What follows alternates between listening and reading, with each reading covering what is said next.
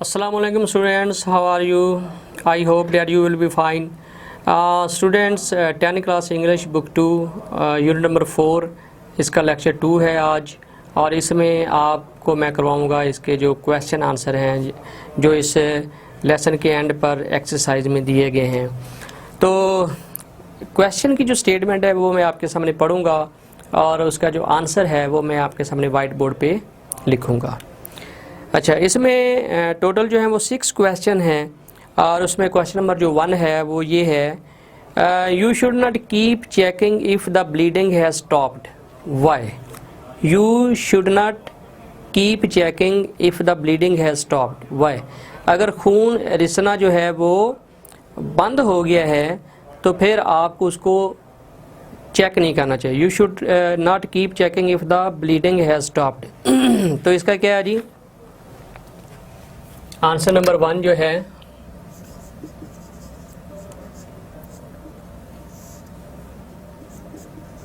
We should not keep checking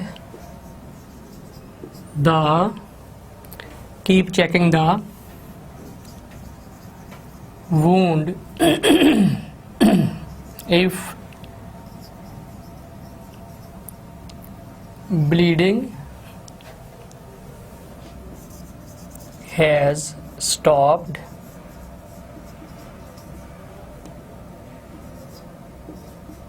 because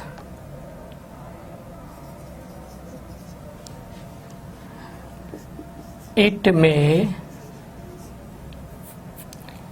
damage or dislodge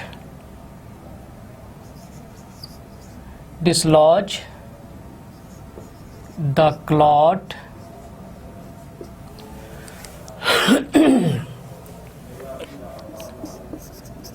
that is forming, जो बन रहा है, ठीक है, and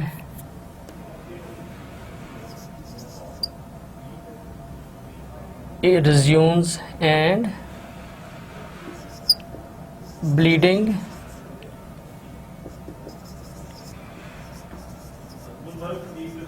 resumes, ठीक है। We should not keep checking the wound if bleeding has stopped। अगर खून रिसना जो है वो बंद हो गया है तो हमें वो जो है उसको चेक बार बार नहीं करना चाहिए, बिकॉज इट में डैमेज और डिसलॉज, क्योंकि इससे ये होगा कि वो ख़राब हो जाएगा जो लोथड़ा बन रहा है। इट मे डैमेज और डिसलॉज, या अपनी जगह से सिरका देगा द क्लॉट, खून के लोथड़े को जो वहाँ पे फॉर्म हुआ है, डैट इज़ फॉर्मिंग, जो वहाँ पे बन रहा है, एंड ब्लीडिंग रिज्यूम्स, और उससे ये होता है कि ब्लीडिंग जो है वो रिज्यूम कर जाती है, यानी दोबारा शुरू हो जाती है। लिहाजा हमें जब हम फर्स्ट एड दे रहे हों तो बार बार, जब हम एक दफ़ा पट्टी उसके ऊपर रख के उसको प्रेशर दे रहे हों तो बार बार फिर उसको हटा के पट्टी को देखना नहीं चाहिए, ठीक है जी। अच्छा, क्वेश्चन नंबर 2 है, why is it necessary to keep away soap from the wound? ये क्यों ज़रूरी है कि जब आप ज़ख़म को धो रहे हों तो जो एक्चुअल वूंड है, जो ज़ख़म है, उससे आपने जो साबन है उसको दूर रखना है। ये आंसर नंबर 2 है जी। Soap can irritate the wound, so try to keep the soap away from the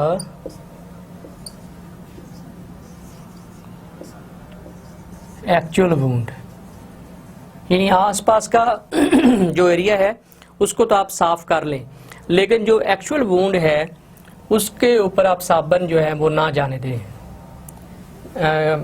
the soap away from actual wound,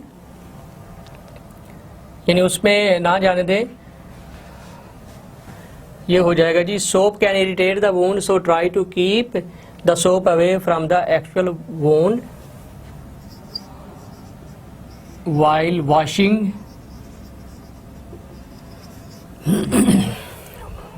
washing the wound। ठीक है, सोप कैन इरिटेट, ये खुजली पैदा करता है जी द वूंड, जख्म में। So try to keep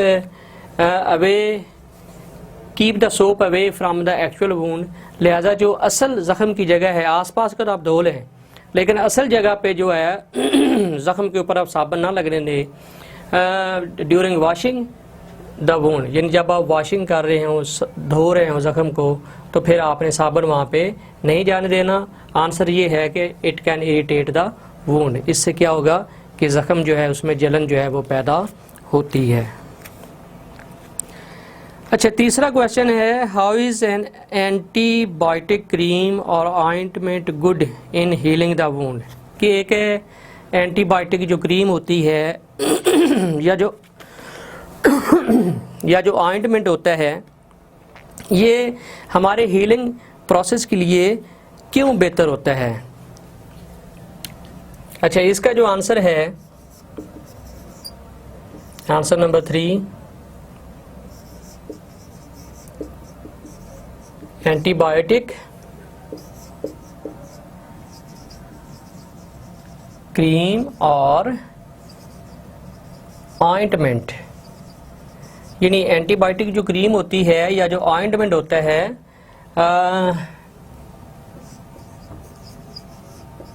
keeps the wound, यानी वो जो जख्म है उसको रखता है मॉइस्ट, यानी कि जख्म को जो है ये नरम रखता है। Keep the wound moist and helps the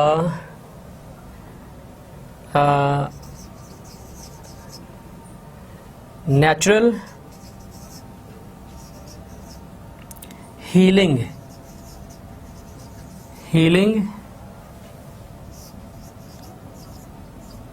process, helps the natural healing process fast, यानी वो जो नेचुरल हीलिंग प्रोसेस है उसको फास्ट करने में मदद करता है। यानी ये जो क्रीम है इसका काम सिर्फ इतना ही है कि ये जख्म को मॉइस्ट रखती है, और ये सिर्फ करती ये है कि वो जो फितरी जो एक अमल है जख्म को भरने का या ठीक करने का, उसको फास्ट कर देती है। ठीक है, एंटीबायोटिक क्रीम और ointment keeps the wound moist and helps the natural healing process fast. ठीक है, हेल्प्स कीप, यहाँ पे कीप लगा लें, keeping, helps keeping the natural healing process fast, यानी उस प्रोसेस को ये फास्ट कर देती है। तो इससे ये होता है कि जो जख्म है वो जल्दी से ठीक हो जाता है। अच्छा, उसके बाद जो है क्वेश्चन नंबर 3 है, 3 का तो हो गया है, 4 है, what should you do if you are allergic to adhesive material used in most bandages. ठीक है, यानी अगर बहुत से जो बैंडेजेस हैं उनमें एडिसिव मटेरियल से आप एलर्जिक हो तो फिर आपको क्या करना चाहिए। Answer 4, if one is allergic from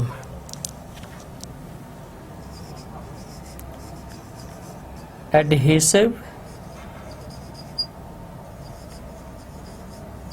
bandages, ठीक है, तो फिर उसे क्या करना है? If one is allergic from adhesive bandages he should switch to adhesive free bandages. ठीक है ना? If one is allergic from adhesive bandages he should switch to adhesive free bandages. तो उसको ऐसी पट्टियों की तरफ जो जैसे गॉज हैं, जैसे क्लॉथ है, ठीक है, या कोई और पट्टी जैसे दूसरी पट्टियाँ जिनमें एडिसिव जो है चिपकने वाले जो है वो नहीं होती हैं, तो वो एडिसिव फ्री बैंडेजेस होती हैं, ठीक है ना। जैसे कपड़े से पट्टी लगा लेते हैं, क्लॉथ बैंडेज होता है, ठीक है ना, उसकी तरफ स्विच टू करना चाहिए। If one is allergic from adhesive bandages तो he should switch to adhesive free bandages, ठीक है। एडिसिव फ्री जो बैंडेजेस हैं उनकी तरफ माइल होना चाहिए, उनसे रजू करना चाहिए, वो जो हैं वो इस्तेमाल करने चाहिए। अच्छा, आगे इसको मैं ऊपर से in order to make more room यहाँ पे इसको रेज कर देता हूँ।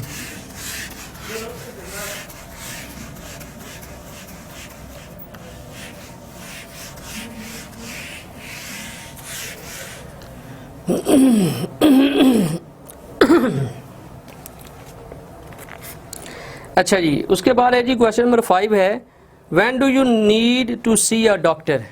आपको डॉक्टर के पास कब जाना चाहिए? Answer 5, if you observe any redness, swelling,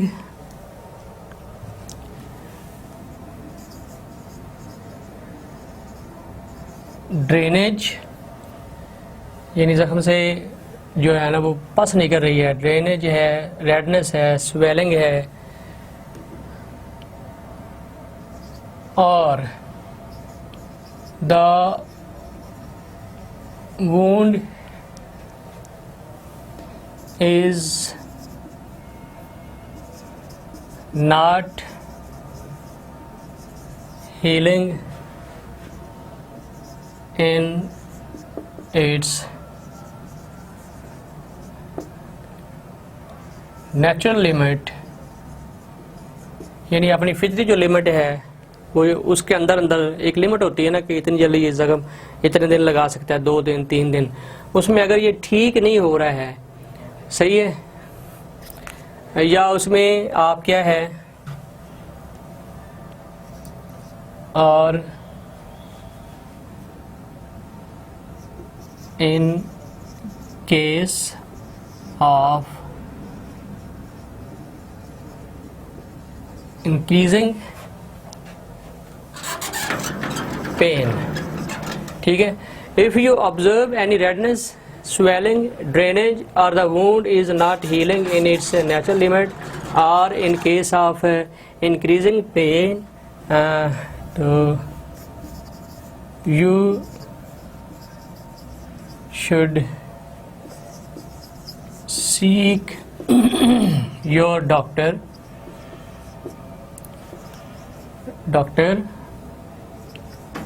at once, ठीक है ना।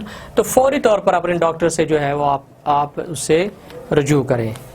अच्छा, उसके बाद जो है क्वेश्चन नंबर 6 है, what should your first aid kit consist of? इसमें एक लंबी फहरिस्त है, अगर आप सारी भी लिख लें तो ठीक है, लेकिन अगर उसमें 3-4 चीज़ें लिख लें तो वो भी ठीक है।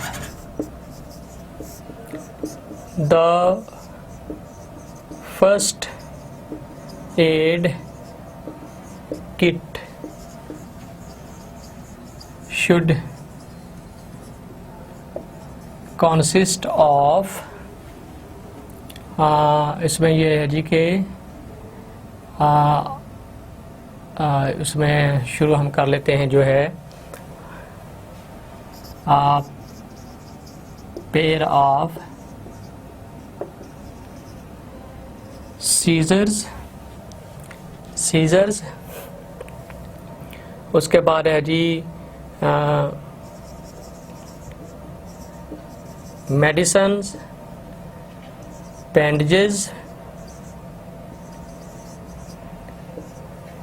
बैंडेजेस जो पट्टियाँ होती हैं, ठीक है ना। और फिर उसके बाद जो है कैलामाइन लोशन,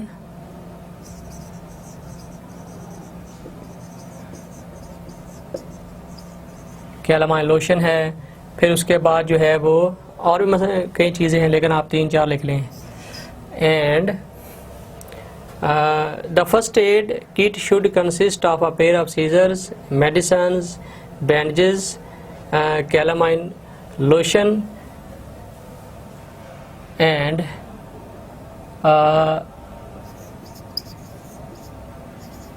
पेपर टेप्स, ठीक है। इसमें अगर आप उसमें फहरिस्त में ज़्यादा भी नाम शामिल कर रहे हैं तो वो ठीक है, लेकिन अगर आप 3-4 लिख देते हैं तो वो भी ठीक है।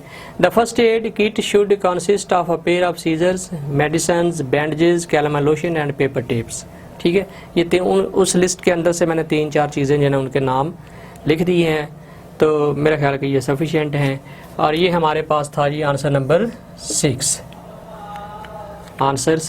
तो इस तरह ये आपके जो क्वेश्चन आंसर हैं ये जो हैं ये ख़त्म हो गए हैं। तो उम्मीद है कि आपको ये वीडियो लेक्चर पसंद आया होगा। इजाज़त दीजिए, अल्लाह हाफिज़।